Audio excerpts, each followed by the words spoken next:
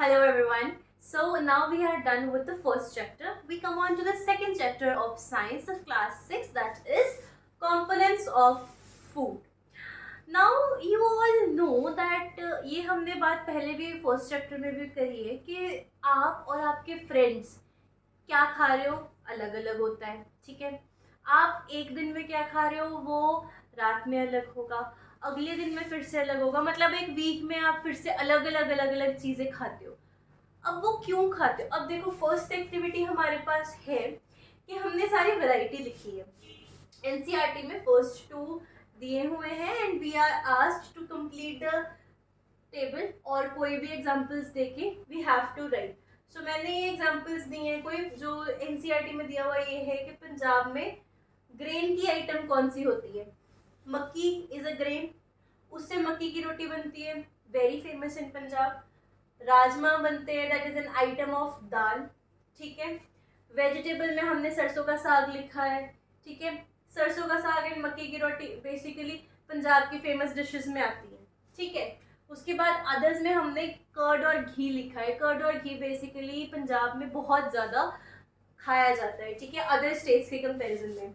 Then we come on to Andhra Pradesh. Andhra Pradesh में item of grain में staple diet south की rice है, ठीक है। जो डोसा इडली वगैरह भी है वो भी मैक्सिमम राइस से बनती है। देन इस आइटम ऑफ दाल में यहाँ पे तुअर दाल, सांबर वगैरह जो है वो सब बनता है तुअर दाल से, ठीक है। तो तुअर दाल एंड रसम, ओके। वेजिटेबल्स में यहाँ पे कुंदरू है, ठीक है, ये वहाँ की वेजिटेबल है। अदर्स में यहाँ पे बटर मिल्क जो कि छाछ या लस्सी बोलते हैं, घी एंड पिकल हो गया, ठीक है। अब हमने और क्या ऐड किया है, उत्तर प्रदेश में व्हीट ग्रेन की बाटी बनती है। जैसे बाकी जगहों पे रोटी बनती है, उत्तर प्रदेश और बिहार में उसी चीज़ को बेला नहीं जाता, बस बेसिकली जो व्हीट का पेड़ा बनता है उसको भट्टी में या फिर ओवन में हीट किया जाता है, या तो उसकी फिलिंग करके या फिर बिना फिलिंग के, और फिर उसके बाद उसको घी में डुबोते हैं, वो बाटी होती है, ठीक है। उसके बाद आइटम ऑफ दाल में हमने माँ की दाल लिखी है, बाटी के साथ खाने के लिए दाल बाटी चूरमा, ठीक है। मेरे मुंह में पानी आ गया। उसके बाद वेजिटेबल्स में जो दाल बाटी के साथ ना एक पोटैटो का मैश मिलता है, तो उसमें सब वेजिटेबल्स डाली होती हैं, पोटैटो, बैंगन, कैप्सिकम, मिर्ची, बहुत सारी वेजिटेबल्स उसमें डाल के ऐसा मैश बनाते हैं, ठीक है। और उसके साथ यहाँ पे पिकल, फ्राइड चिलीज, ये सब कुछ भी होता है, ठीक है।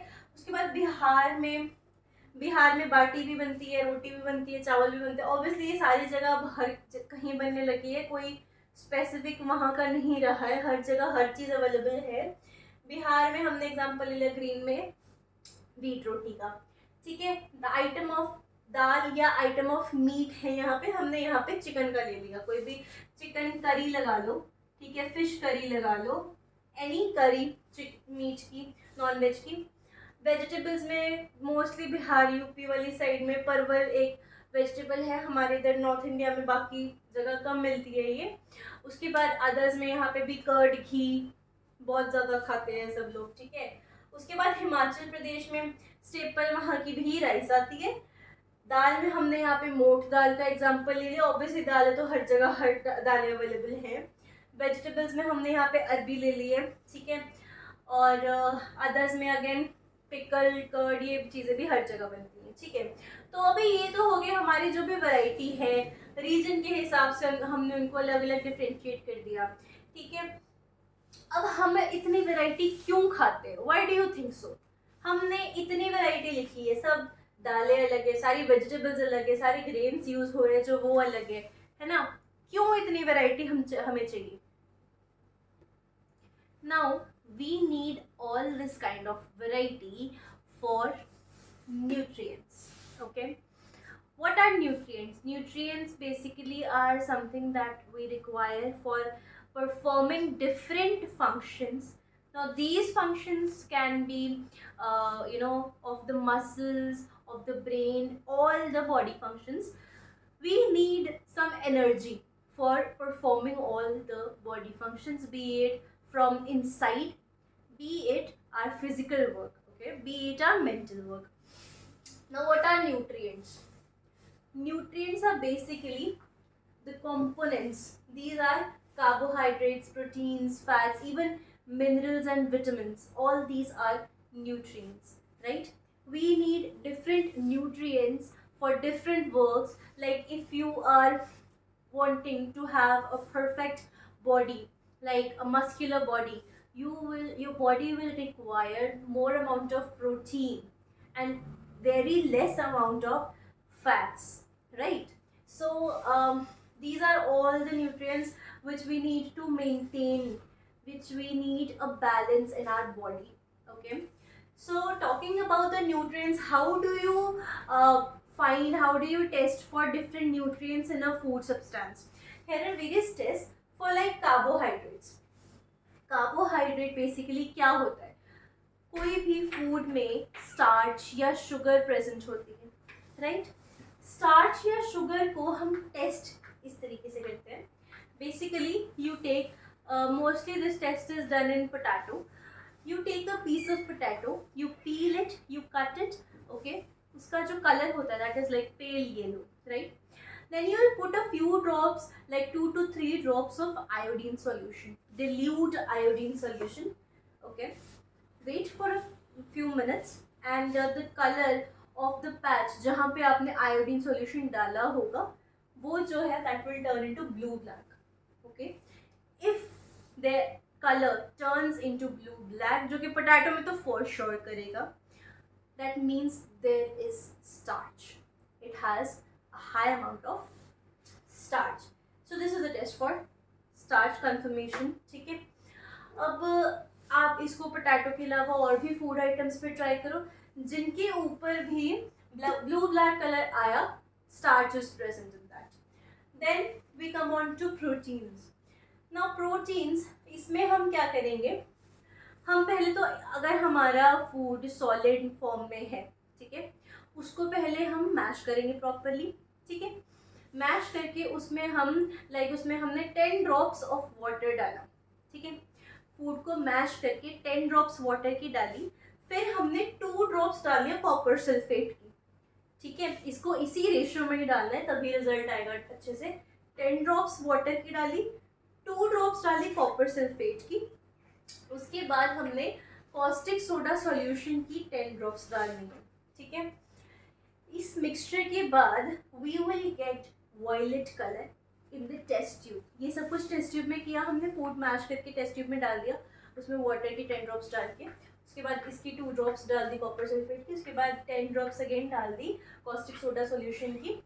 तो टेस्ट ट्यूब में वायलेट कलर आ जाएगा, तो that will be a confirmation of presence of proteins, ठीक है. अब इसका मतलब उस फूड आइटम में प्रोटीन्स प्रेजेंट हैं, okay. The next we come on to fats. Fat का सबसे ईजी है, हमें कुछ नहीं करना है. हमने कोई भी फूड आइटम लेने जिसमें हमने देखना है कि क्या फैट है इसमें या नहीं. क्या करेंगे? हम पेपर लेंगे, उस फूड आइटम को उसमें रखेंगे, ठीक है. थोड़ा प्रेशर डालेंगे, तोड़ना नहीं है, पेपर फाड़ना नहीं है, सिर्फ उसे हल्का सा प्रेशर डाल दें पेपर के ऊपर या पेपर उसके नीचे रख के फोल्ड करके पेपर में बेसिकली, ठीक है. उसे थोड़ा सा प्रेस करना है, पेपर के ऊपर एक ऑयली सा पैच बन जाएगा, ठीक है. ऑयली पैच बन के वो पेपर जो है ना वो थोड़ा ट्रांसलूसेंट हो जाएगा. पेपर नॉर्मली ओपेक होता है, ठीक है, उसमें थोड़ी ट्रांसलूसेंसी आ जाएगी. बटर पेपर देखा है आपने? बटर पेपर में बटर पेपर कुछ नहीं होता, नॉर्मल पेपर के ऊपर ग्रीसिंग करी होती है, उसके बाद उसको ड्राई किया होता है, तो बटर पेपर जैसा उसका टेक्सचर आ जाएगा, ऑयल उसके ऊपर लग जाएगा, ठीक है. दैट मीन्स उसमें ऑयली पैचेस आए, उसका मतलब उसमें फैट्स है, ठीक है. ये 3 टेस्ट आप किसी भी आइटम के साथ करके देखो तो उससे आपको पता लगेगा इसमें कार्बोहाइड्रेट है, किसमें प्रोटीन्स हैं, किसमें फैट्स है, ठीक है. Now we have seen the test for carbohydrates, proteins and fats, right? So now we come on to the second activity, that is on, we have to tell, ये हमें एक लिस्ट दी हुई है एनसीईआरटी में, हमें ये बताना है कि इनमें से कौन सी चीज़ों में स्टार्च है, किसमें प्रोटीन है और किसमें फैट है. अब ऑब्वियसली हर चीज़ में हर इंग्रेडिएंट्स में हर चीज़ होती है, बहुत मिनिमम अमाउंट में चाहे हो पर होती है, ठीक है. हम इसमें ये बताएंगे मैक्सिमम कि किसमें सबसे ज़्यादा चीज़ कौन सी है, ठीक है।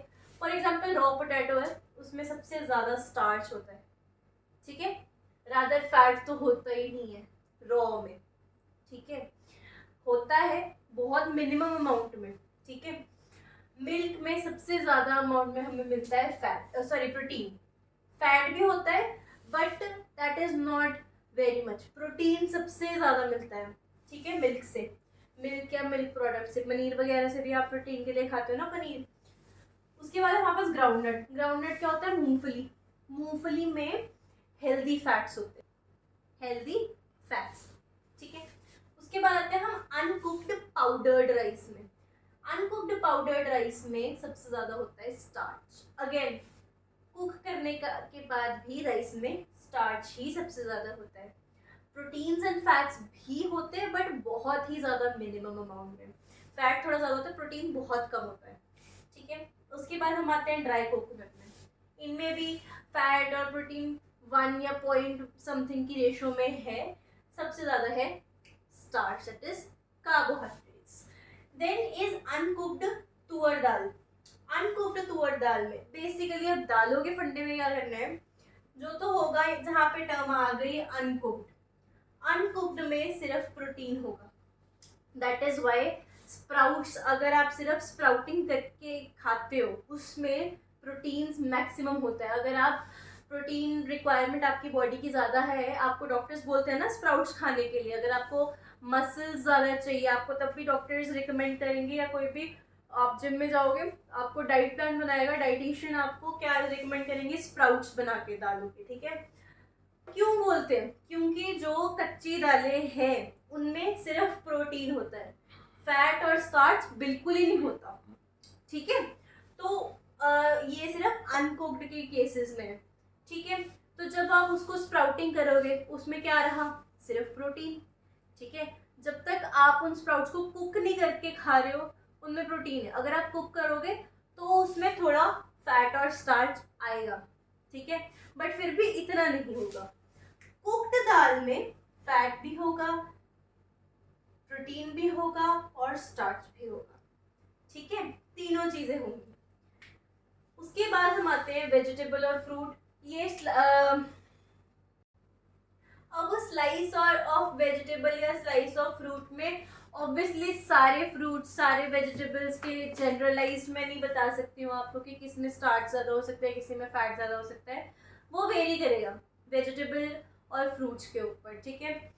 मोस्टली जो हमारे फ्रूट्स होंगे या जो जिनको हमने रॉ फॉर्म में खाना है बेसिकली, ठीक है, जैसे मैंगो है उसमें फैट ज़्यादा होगी, ठीक है।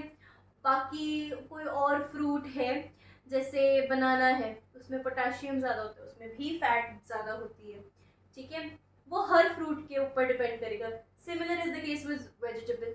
वेजिटेबल में भी कोई जनरलाइज नहीं बता सकते हम कि उनमें प्रोटीन ही ज़्यादा होंगे या फिर उनमें स्टार्च ज़्यादा होगी। वैसे ऑन अ जनरलाइज मोड एक ये चीज़ आ सकती है कि स्टार्च या कार्बोहाइड्रेट्स रॉ वेजिटेबल या रॉ फ्रूट्स में बहुत मिनिमम अमाउंट में होते हैं, बहुत ही ज़्यादा, जैसे पॉइंट में या फिर 1% के अराउंड कम होते हैं, इसमें बहुत कम होते हैं। मिनिमम भी हो सकते हैं, ज़ीरो भी हो सकते हैं कुछ में, ठीक है। बट प्रोटीन और फैट जो है वो दोनों में होगा। मैं दोनों में टिक कर देती हूँ, दोनों में होगा और वो रेशोज जो हैं वो वेरी करेगी, ठीक है, depending on the fruit and vegetable. उसके बाद है बॉइल्ड एग। बॉइल्ड एग में सिर्फ वाइट पोर्शन लिखा है यहाँ पे। वाइट पोर्शन जो है that is the major source of protein. One boiled egg का जो white portion है that comprises of 4 grams of protein and उसमें starch that is carbohydrates and fats बिल्कुल zero होता है. It comprises of only 4 grams of protein, only and only protein. ठीक है, अब ये होगी हमारी सेकेंड एक्टिविटी। अब न्यूट्रिएंट्स में सिर्फ कार्बोहाइड्रेट्स प्रोटीन और फैट ही थे? नहीं ना, हमारे पास और भी चीज़ें हैं, मिनरल्स हैं, विटामिन हैं, डाइटरी फाइबर है।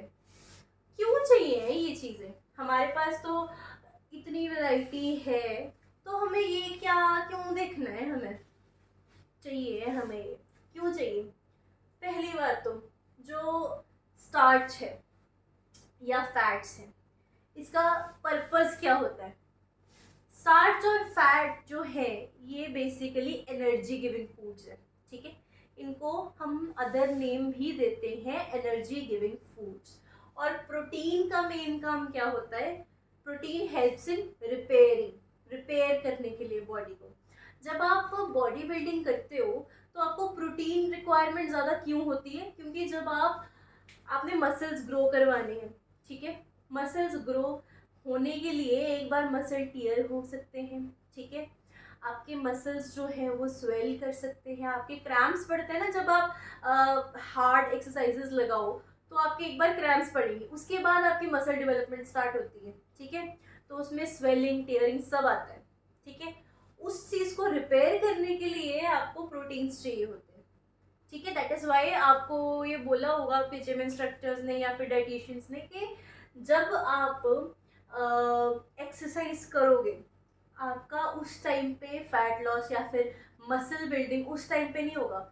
जो मसल बिल्डिंग या फैट लॉस होगा कब होगा? When you are sleeping, when your body is in the rest mode. Rest mode में आपके प्रोटीन्स जो है वो आपके बॉडी के अंदर रिपेयर करेंगे, हीलिंग करेंगे, उससे आपके मसल्स जो हैं वो ग्रो करेंगे, ठीक है। अब स्टार्च और कार्बोहाइड्रेट्स और फैट तो हो गए एनर्जी गिविंग फूड, ठीक है, बल्कि फैट जो है वो ज़्यादा एनर्जी प्रोवाइड करता है देन कार्बोहाइड्रेट। प्रोटीन हो गया हमारा रिपेयर के लिए। मिनरल्स एंड विटामिन ये क्या करेंगे? अब मिनरल्स हैं जो वो बेसिकली क्या करते हैं? वो बॉडी को मेंटेन करते हैं हेल्दी रखने के लिए, ठीक है, बॉडी को ग्रो करने के लिए और मेंटेन करने के लिए। विटामिन का क्या काम है? विटामिन अलग अलग होते हैं, vitamin A, vitamin K, vitamin C, vitamin E, vitamin D. मैंने सारे उल्टे पुल्टे लिख दिया, दोबारा लिखती हूँ। विटामिन ए, सी, डी, ई, के, विटामिन B12 हो गया, बी कॉम्प्लेक्स बोल दो या फिर चाहे,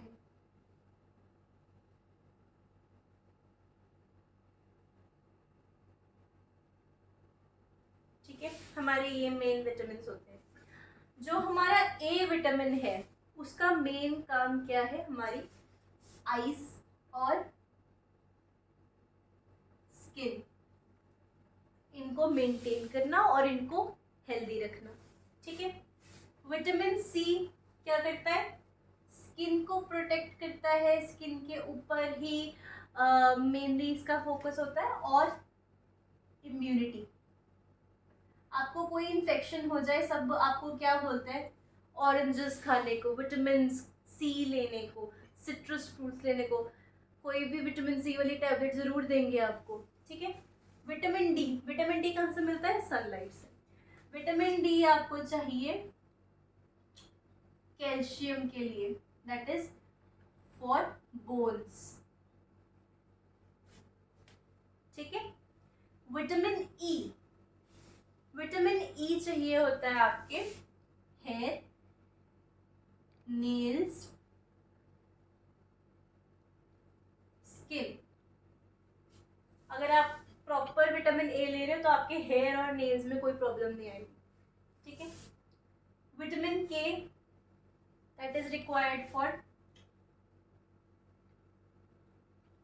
blood clotting and building of bones,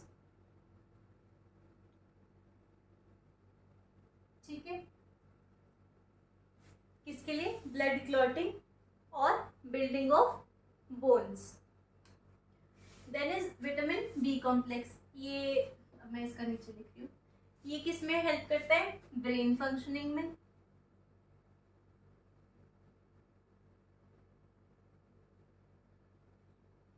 ठीक है। एनर्जी भी प्रोवाइड करेगा, ठीक है। और भी बहुत सारे फंक्शंस होते हैं बी कॉम्प्लेक्स के। बी कॉम्प्लेक्स बहुत मेजर है, कभी कोई भी प्रॉब्लम होती है तो मल्टीविटामिन या फिर बी कॉम्प्लेक्स की टैबलेट्स आपको दे दी जाती हैं जो कि मेजर होता है, ठीक है।